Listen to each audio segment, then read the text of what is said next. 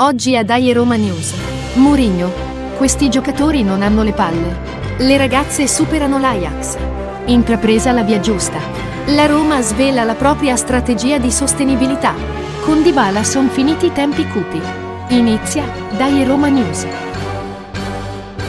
Benvenuti.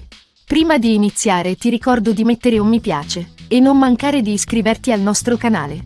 La trasmissione viene pubblicata ogni martedì. Queste oggi sono le notizie di Dai Roma News. Per iniziare, sentiamo il commento di Cuoco tu, Roma, figlia mea.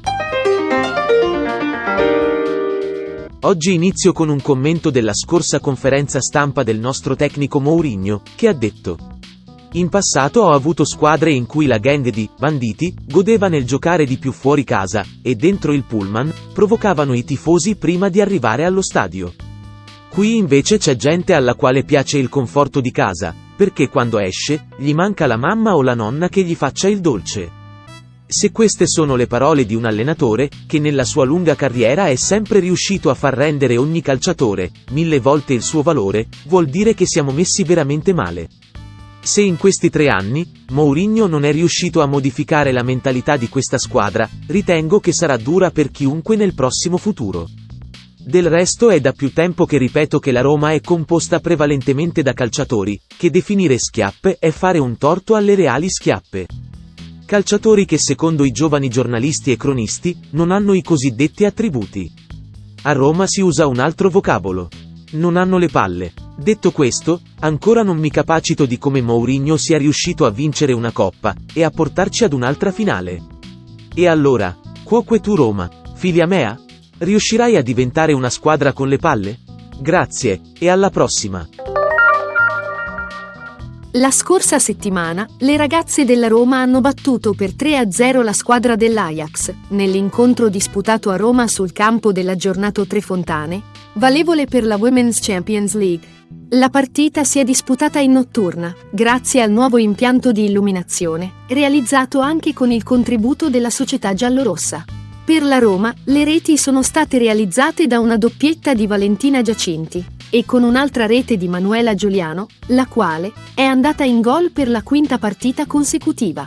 Adesso la Roma in classifica è al primo posto con 4 punti, insieme alla squadra tedesca del Bayern Monaco. Il prossimo incontro si svolgerà a Parigi, dove le ragazze incontreranno il Paris Saint-Germain, che si trova ancora a 0 punti. Do la parola al commento del Il punto del mister. Dopo la vittoria contro l'Udinese, ritengo che finalmente la Roma abbia intrapreso la via giusta. 5° posto in classifica e 3 punti dalla zona Champions vogliono dire tanto. Ora si tratta di dare continuità alle prestazioni e mettere in campo la necessaria personalità, affinché ciò si traduca in una serie ulteriore di risultati positivi. Bene ha fatto Mourinho a sottolineare le difficoltà di alcuni giocatori a giocare in trasferta.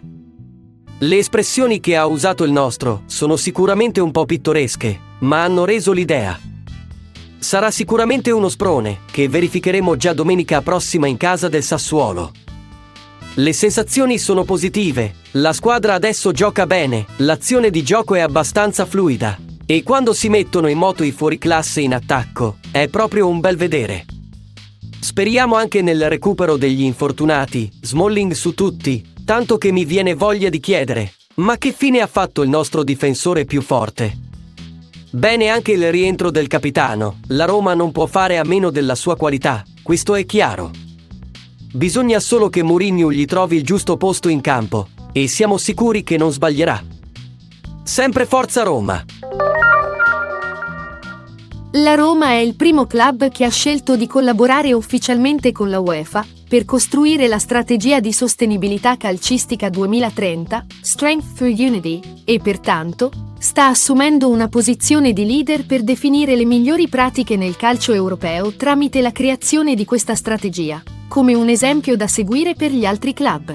Un filo conduttore dello sviluppo di questa strategia è stata la stretta e continuativa collaborazione con i tifosi della Roma.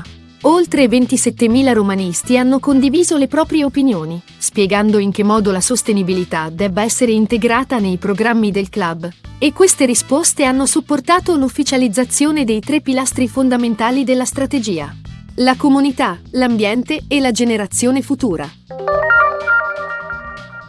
Siamo arrivati al commento di Parla Pasquino. Quando Dybala ha ricevuto la palla, da quella triangolazione magica fatta da Bove, Asmun e Lukaku, tutti noi sapevamo che sarebbe stato gol.